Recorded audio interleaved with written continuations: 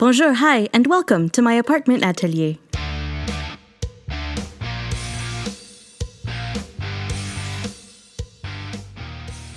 In the time that's passed since my last video, a whole bunch of new friends have arrived. I'd like to welcome everyone new, especially those of you who met me for the first time over on Latina Living History's channel during CosTube Symposium 2021.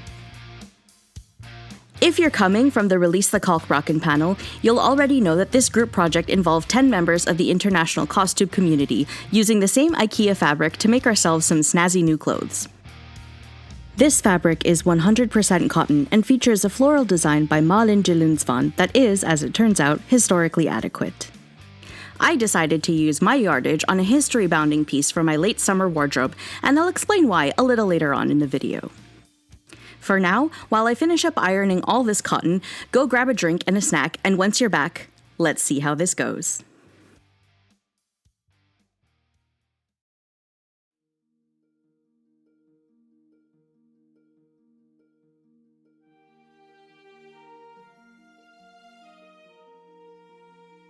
The pattern I chose for my KÄLKBRÄKEN project is the Mood Lunaria dress. It's a free Mood Society pattern, and I've linked it down below if you're interested.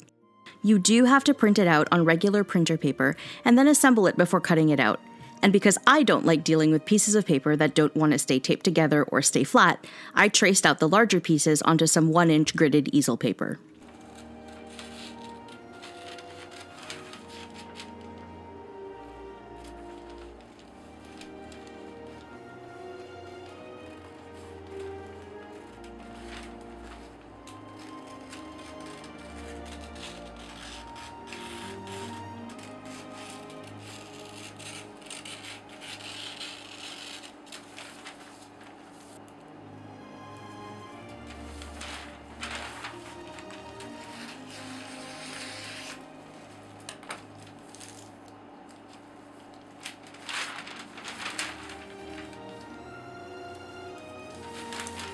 Because the pattern has a pretty wide repeat and because I wanted the yoke to be somewhat symmetrical, I decided to cut it in 2 halves instead of on the fold, so I extended the center back by about 1 inch to account for the seam allowance.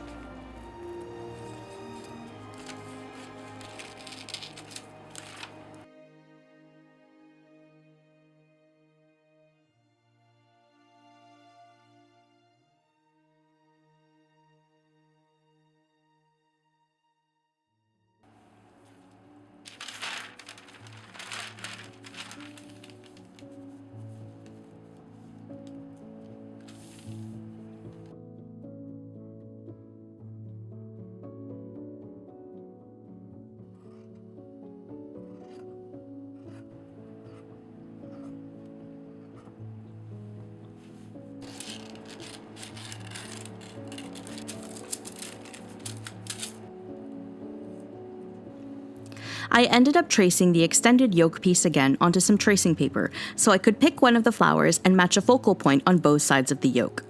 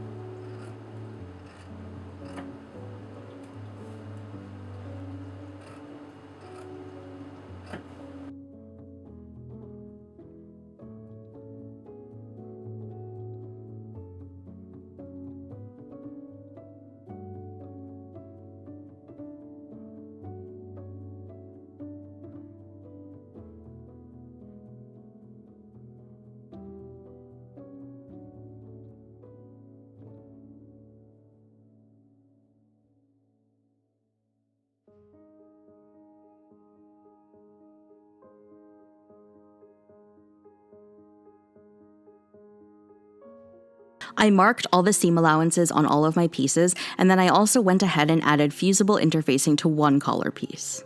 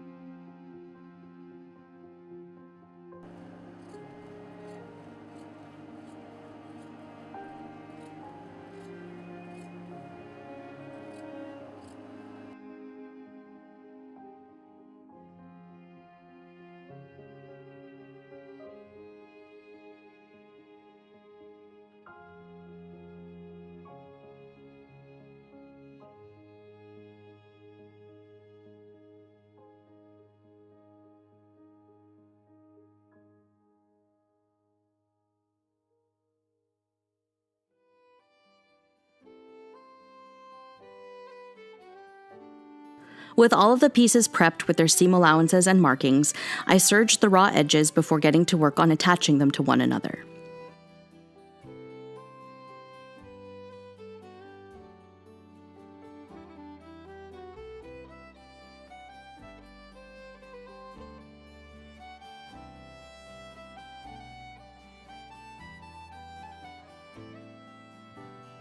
The back piece is attached to the bottom of the yoke, and in the pattern, gathers are used to fit the top of the back into the yoke. However, because the fabric is a little more hefty than shirting cotton, I decided to do an inverted box pleat at center back as a sort of history bounder's nod to the Watteau pleats of the 18th century. As usual, I'm basting my seams so I don't have to worry about the pins at the machine.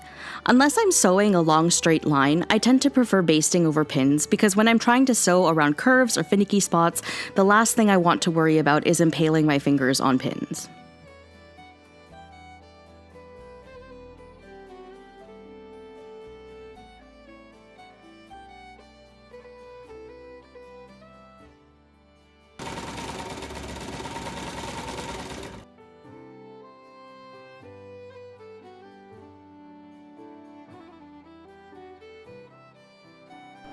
The pattern also called for interfacing at the front edges to reinforce the fabric for buttons and buttonholes.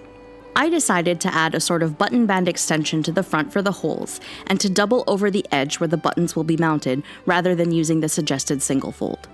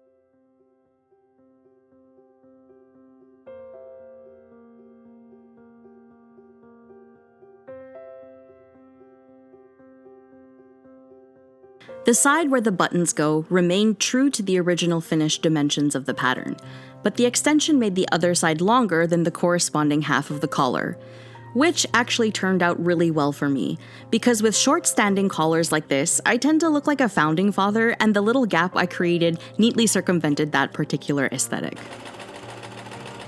Speaking of the collar, I stitched it together along the outer edge, then understitched from the top to help the seam lie flat.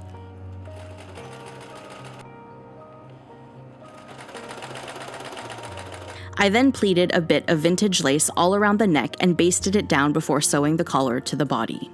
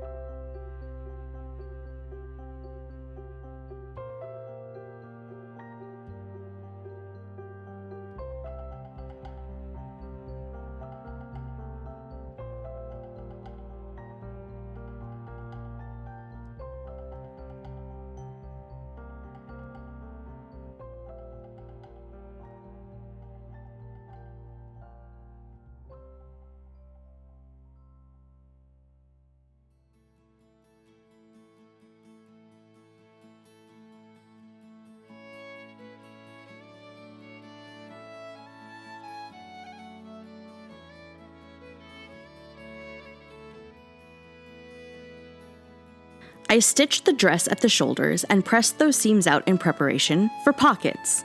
The original Lunaria pattern does not come with pockets, so I figured I would correct this oversight and also show you how I do my side seam pockets.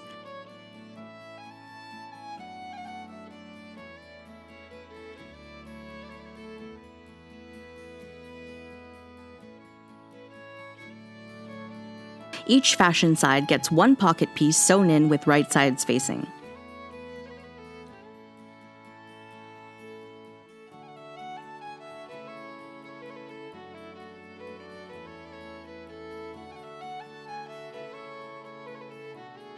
The seams are then opened and pressed before getting a line of understitching across the edge to help the opening of the pocket sit nicely.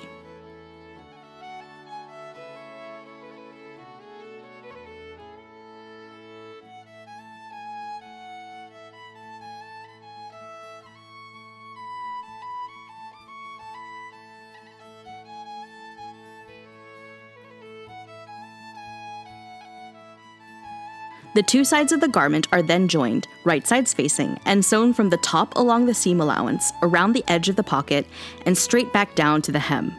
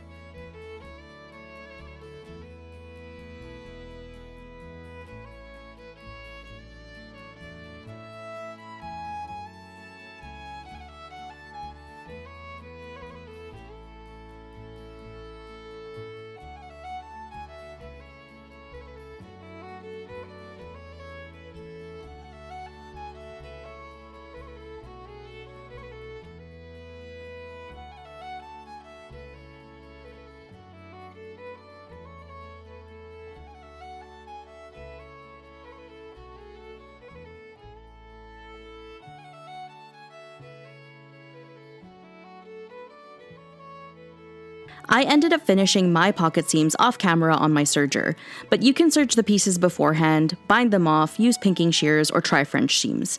It's really up to you.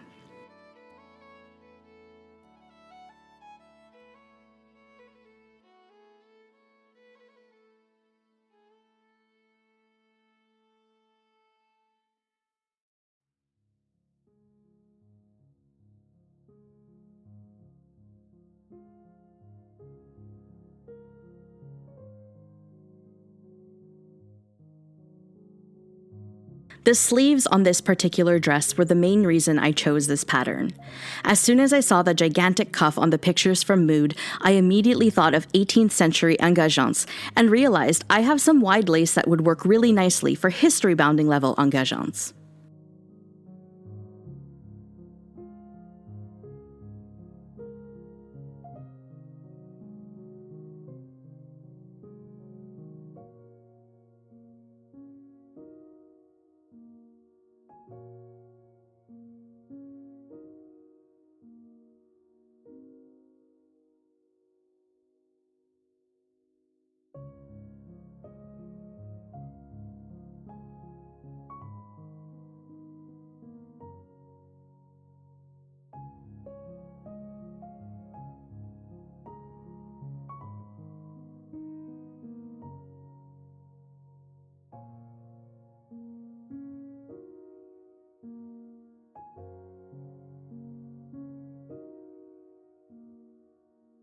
Using wide box pleats, I pinned the lace across one edge of the cuff piece, then basted the layers in place before sewing them down by machine. I then sewed the side seam and felled the lace edges down by hand. The cuffs ended up being too long, so I just recut them and serged the raw edge.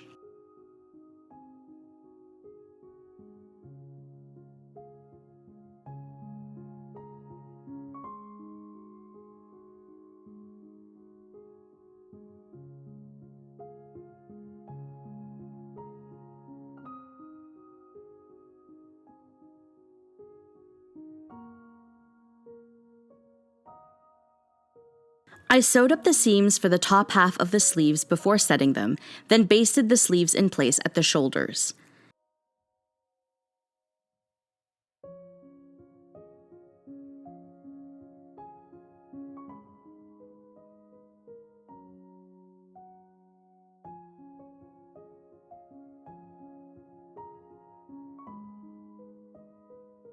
Then I did another inverted box pleat in each of the cuffs to match them up to the sleeves before basting and sewing them.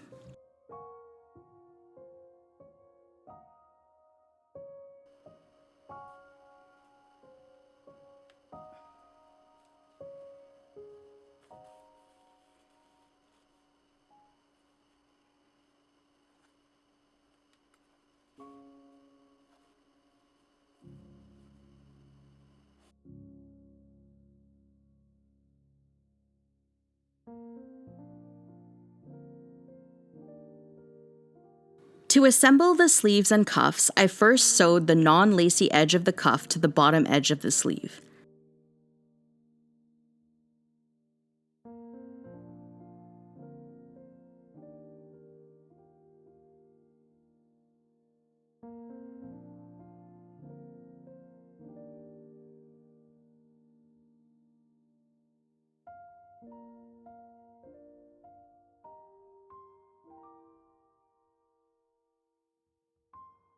Then I folded the cuff along the crease that was ironed in earlier and stitched the lacy edge of the cuff to the same seam I just did.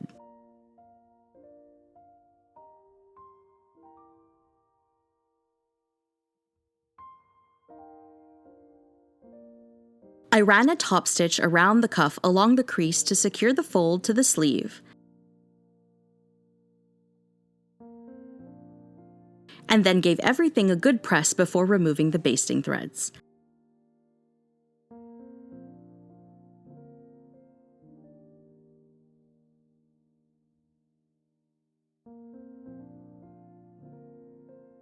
Finally, I whip-stitched in some twill tape to encase the joined edges inside.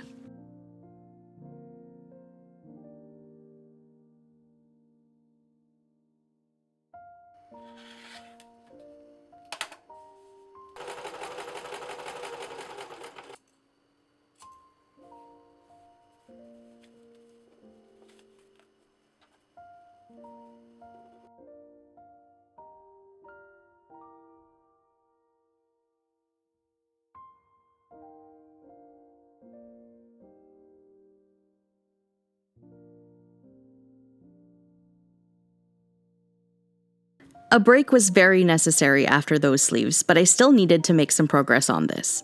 So I made some bows out of cabbage as a compromise to embellish the pleat in the cuffs.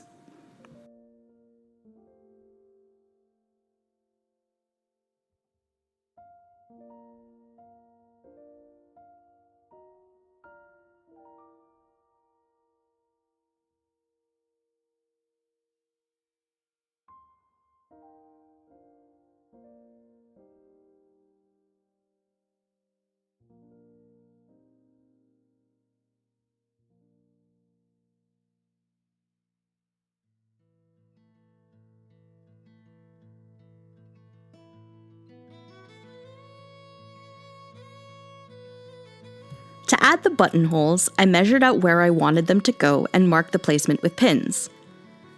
I then used a chisel to cut cleanly through all the layers of the fabric before using some good strong buttonhole thread to finish the holes.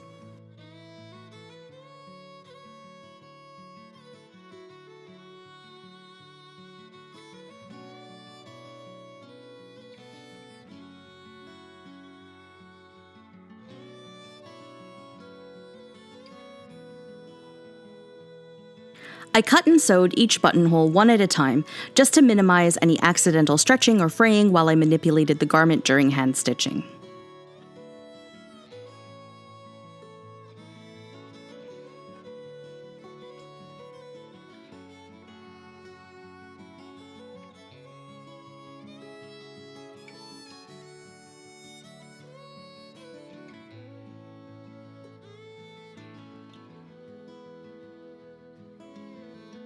I fussy cut each button cover around different flowers from the print, choosing 5 pink ones and 5 blue ones.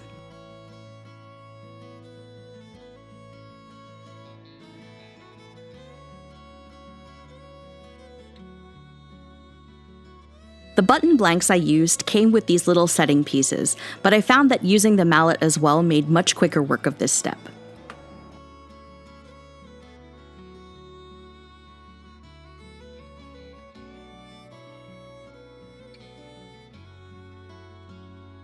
I used the buttonholes to mark the placement of each button, then sewed them in place, alternating between pink and blue flowers.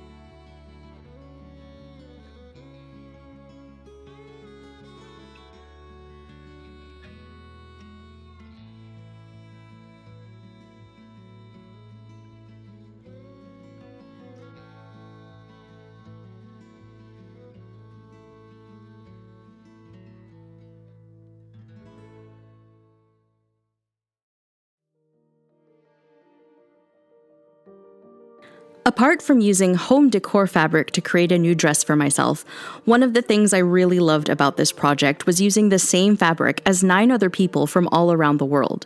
It was a lot of fun to see how everyone's project came out, and if you haven't seen the Release the KALKBRÄKEN panel on Katie's channel, I'll provide links down below.